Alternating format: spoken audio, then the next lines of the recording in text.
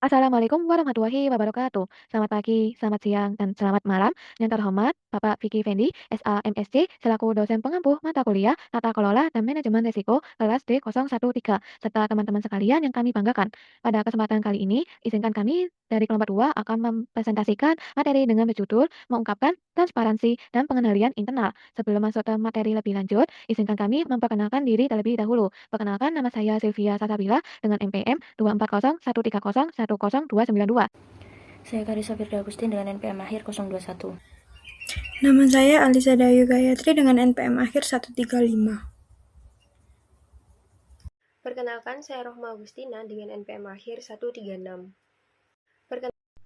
Saya Aisyah Alifatur Rasyida dengan NPM akhir 150.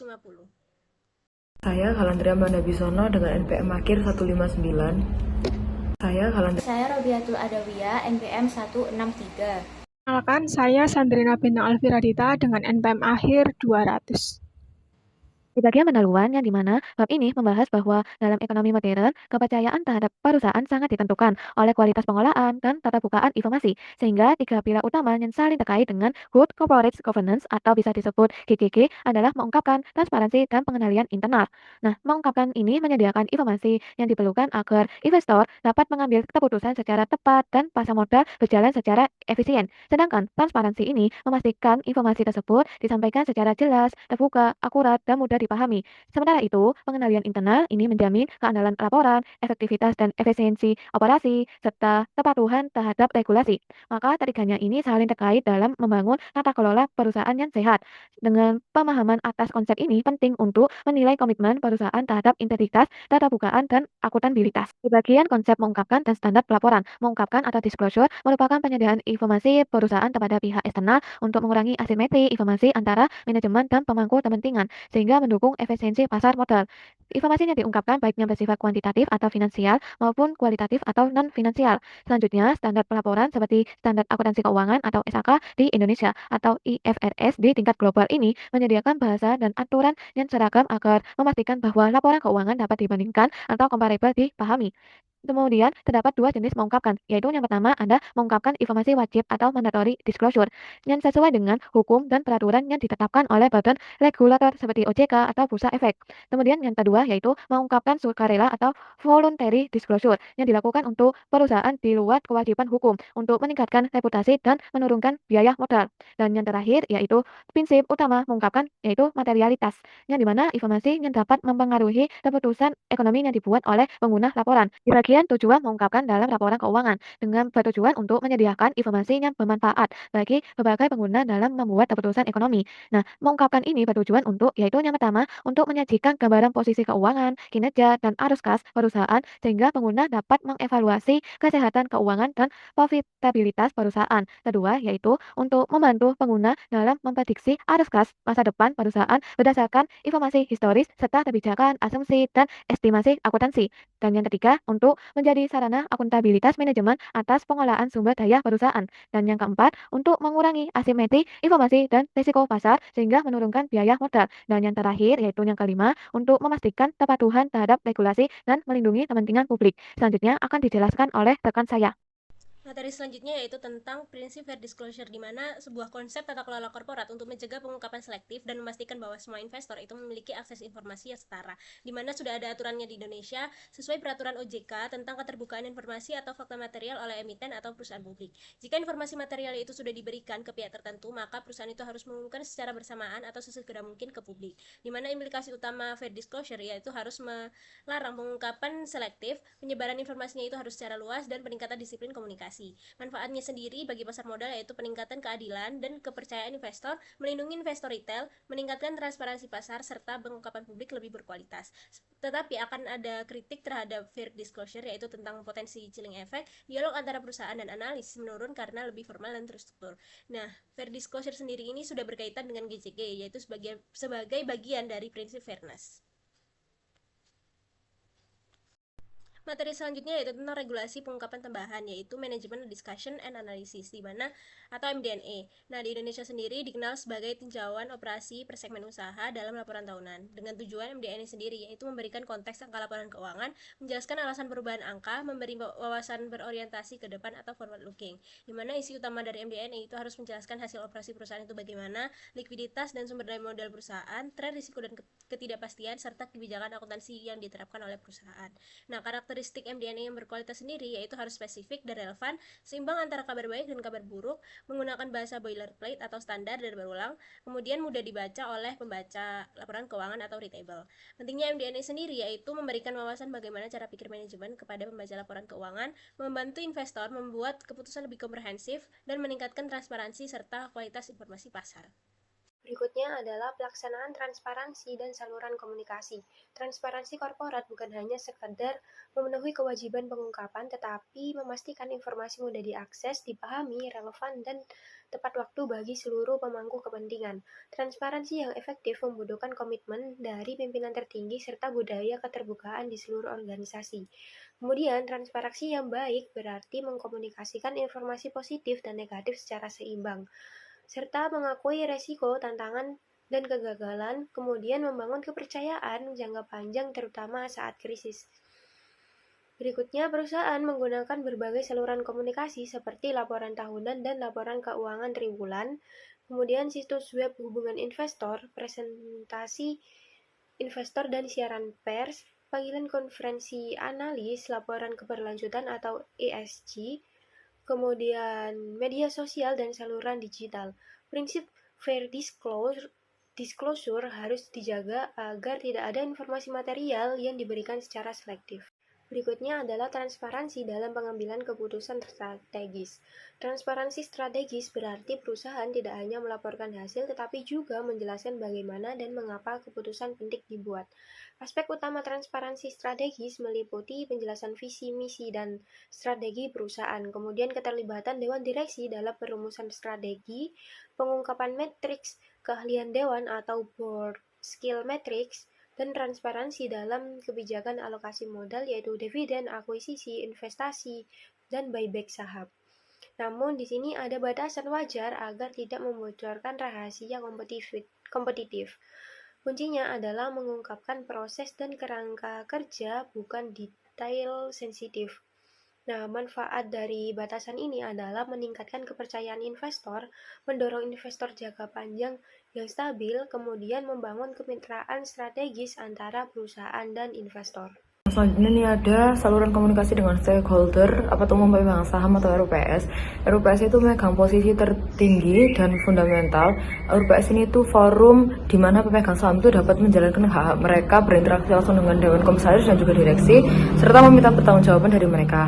Ada beberapa fungsi tata kelola yang krusial, yaitu yang pertama, RUPS itu forum untuk pengambilan keputusan-keputusan paling fundamental yang dicadangkan bagi pemegang saham melalui hak suara mereka pada RUPS. Nah, pada RUPS ini tuh pemegang saham secara langsung itu dapat berpartisipasi dalam tata kelola perusahaan. Selain itu, RUPS juga menyediakan kesempatan langka bagi pemegang saham, terutama investor, individu, untuk mengajukan pertanyaan secara langsung kepada para pemimpin perusahaan. Kualitas dan keterbukaan jawaban yang diberikan dalam RUPS itu menjadi cerminan transparansi perusahaan secara keseluruhan. Saluran-saluran selain RUPS itu ada 4, yaitu yang pertama laporan terintegrasi dan keberlanjutan di luar laporan keuangan, lalu ada panggilan konferensi dan webcast, ada situs web perusahaan, dan juga keterlibatan langsung.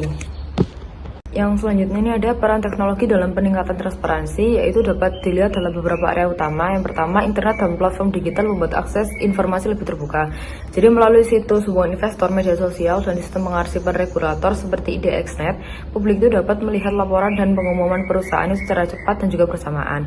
Teknologi analitik data canggih ini memungkinkan investor dan pihak ketiga mengetahui pengungkapan dengan mendalam.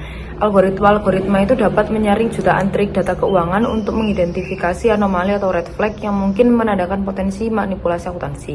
Lalu yang ketiga, teknologi seperti blockchain dan AI berpotensi mendorong transparansi.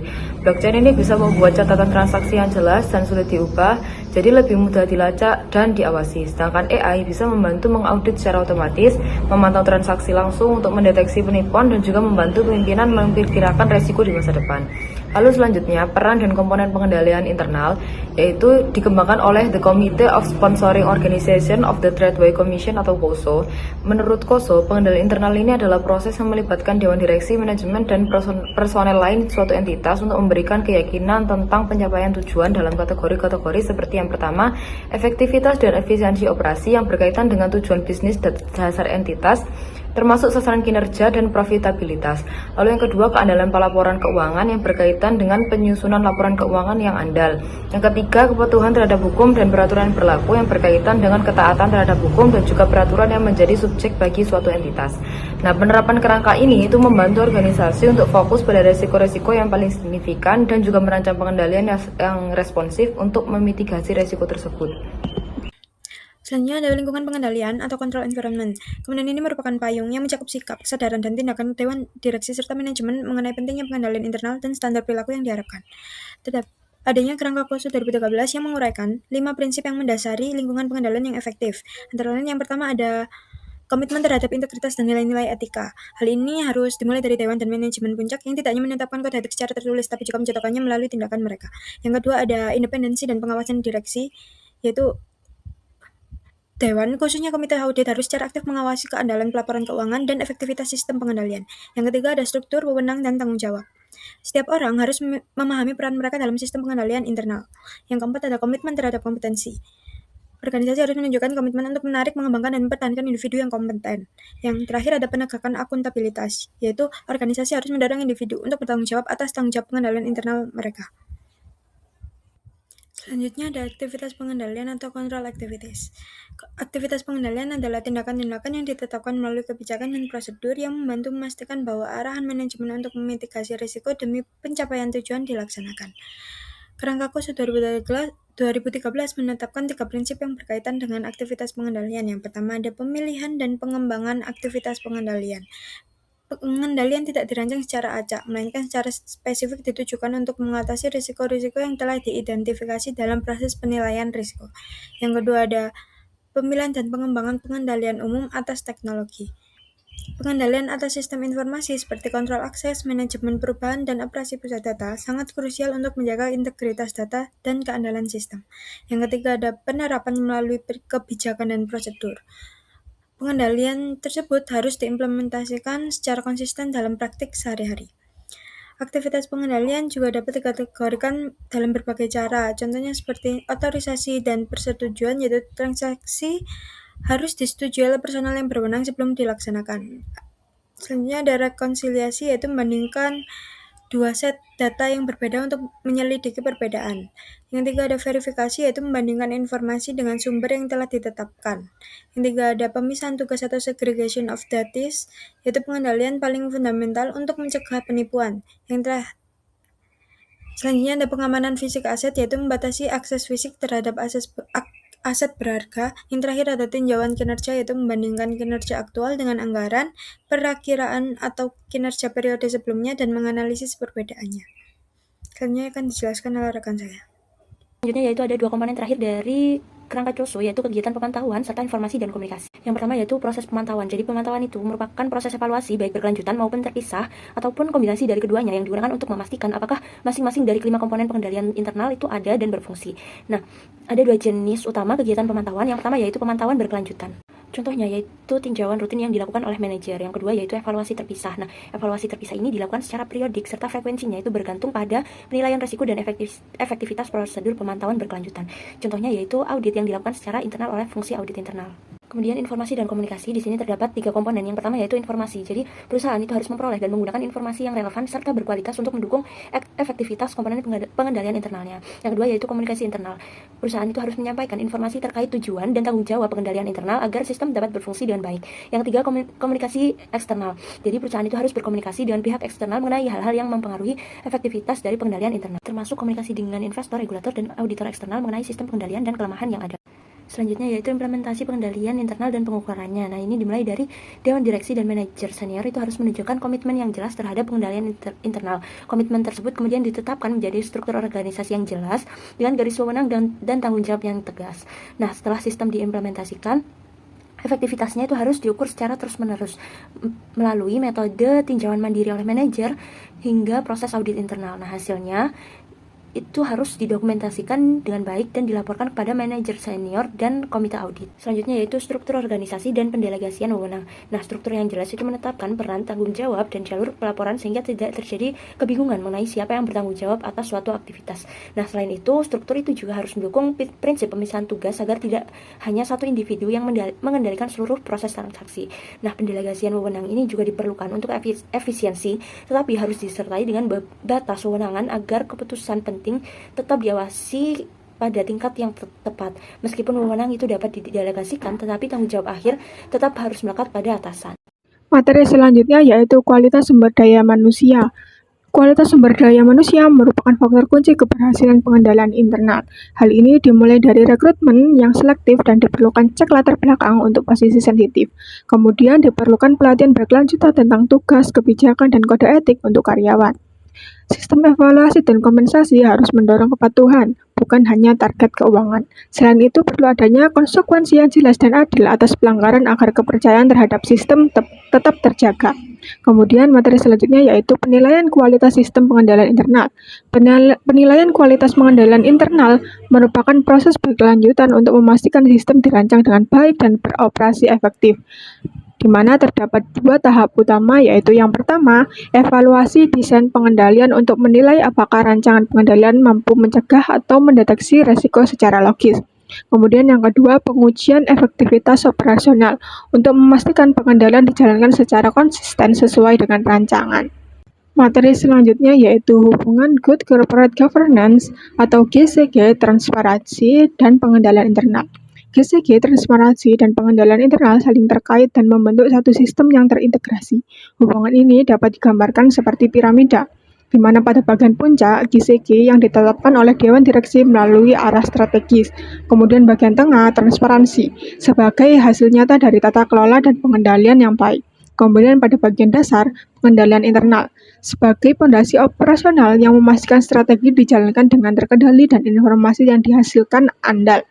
Ketiganya ini saling memperkuat. Jika salah satu dari ketiga tersebut lemah, maka ketiganya tidak akan berjalan dengan baik. Materi selanjutnya adalah GCG sebagai payung pengawasan. GCG merupakan kerangka pengawasan tertinggi dalam perusahaan yang berfungsi sebagai payung bagi seluruh sistem pengendalian. GCG tidak hanya menjadi konsep, tetapi menjadi pedoman utama dalam menjalankan perusahaan agar tetap transparan, akuntabel, dan terkontrol dengan baik. Peran GCG sebagai payung pengawasan terlihat melalui 3 hal utama. Pertama, memastikan sistem pengendalian internal berjalan efektif sehingga risiko dapat diminimalkan. Kedua, mendorong kebijakan dan transparansi agar informasi perusahaan dapat diakses secara jelas oleh pihak yang berkepentingan. Ketiga, menciptakan lingkungan pengendalian yang kuat di mana etika, kepatuhan, dan tanggung jawab menjadi budaya dalam organisasi. Selanjutnya, transparansi sebagai indikator kualitas GCG. Transparansi merupakan salah satu indikator utama untuk menilai kualitas penerapan GCG. Perusahaan yang memiliki tata kelola baik akan menyediakan informasi yang lengkap, relevan, dan akurat kepada publik maupun pemangku kepentingan. Kurangnya keterbukaan informasi dapat meningkatkan risiko seperti hukum, reputasi, dan risiko operasional karena pemangku kepentingan tidak memiliki gambaran yang jelas mengenai kondisi perusahaan. Sebaliknya, keterbukaan informasi melalui laporan keuangan, website resmi maupun laporan tahunan akan meningkatkan kepercayaan investor dan masyarakat. Semakin tinggi tingkat transparansi, semakin kuat pula kepercayaan publik terhadap perusahaan. Oleh karena itu, transparansi bukan hanya kewajiban, tetapi juga menjadi cerminan kualitas tata kelola perusahaan secara keseluruhan. Materi selanjutnya, pengendalian internal sebagai mekanisme operasional GCG. Pengendalian internal merupakan fondasi utama dalam menjalankan GCG. Tanpa sistem pengendalian yang efektif, GCG hanya menjadi konsep tanpa implementasi nyata. Dewan Direksi mengandalkan pengendalian internal untuk memastikan pelaporan keuangan akurat, kebijakan dijalankan dengan baik, dan risiko dapat dikelola secara tepat. Sistem ini membantu menjaga agar seluruh aktivitas perusahaan tetap sesuai aturan dan tujuan organisasi. Fungsi utamanya adalah menegakkan akuntabilitas, kepatuhan, dan transparansi, sekaligus mencegah kegagalan tata kelola dan skandal korporasi. Dengan kata lain, pengendalian internal adalah mekanisme yang memastikan GCG benar-benar berjalan dalam praktik. Demikian materi yang dapat saya sampaikan. Mohon maaf bila ada kesalahan dalam penyampaian materi atau kata. Saya ucapkan terima kasih. Wassalamualaikum warahmatullahi wabarakatuh.